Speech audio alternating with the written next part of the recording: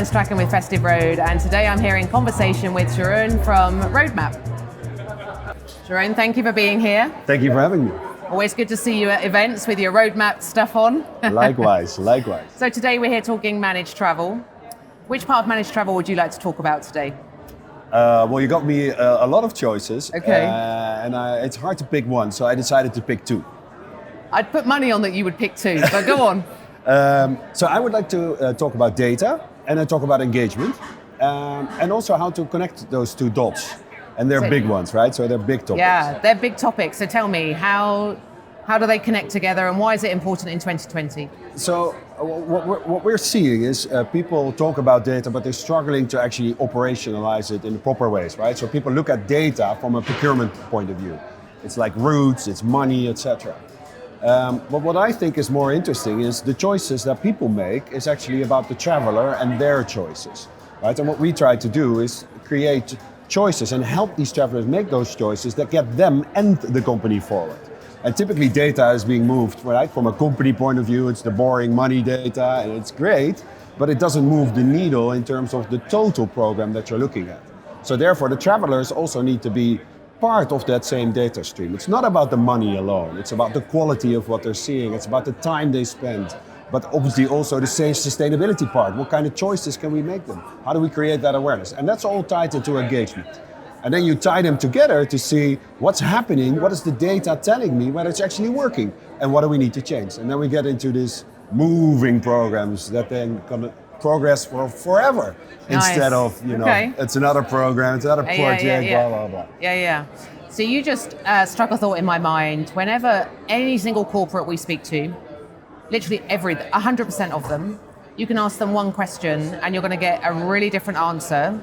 And actually within their own company, you could get 10 people all say the different answer. And we think there's three key things in a travel program, and it's a triangle: the customer, cost, and care. Which is most important to you in your organization? So if I think of what you were just saying there, you have to have a balance across all three areas. I mean, it depends on the company you're in, right? If you're in major trouble, you're about to go bust, then maybe you're going to be more focused on the cost. culture will probably move that balance around. Right? Yes. Yeah. But I think historically we've seen too much of a focus on cost and control. Yeah. Are you feeling that rise up to that is more important about the care and the customer, and that's why this is so important?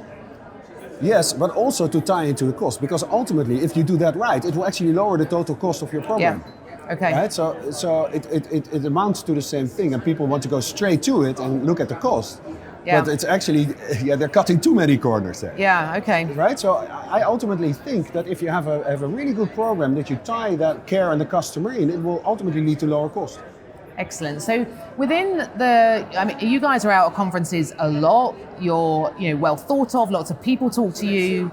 So you must hear a lot of what's going on. Are you feeling a change of the balance between those three areas? So the duty of care, the cost, and focusing on the traveller. Is there a bigger focus on the traveller now? Well, not? I think we're at the stage that people want it, but they don't know how yet. Okay. Right? So they see it because it's common sense, but to translate that into the common practice and sell that internally, because it's about investment again, in time, in money, in technology, and they're struggling to sell it. Okay. Because the internal organization doesn't get that, and it's a complex message. Okay. Right? How do you sell this to your CFO? Although the CFO actually gets it, which is also funny. The layer in between doesn't. Yes. So that's really interesting from an engagement perspective, because it's like they have to leap a layer in the organization to get to the people. We've found that before. We'll ask the same questions to 10 different stakeholders, 10 different executives in an organization, 10 different answers. Come down within the organization, it gets even worse. Yeah. You go to the CEO, one direct answer, and they're really surprised that everyone else doesn't follow what they think. So for commercially, right? That's why the sales guys always say you have to sell it to the CEO because he will get it.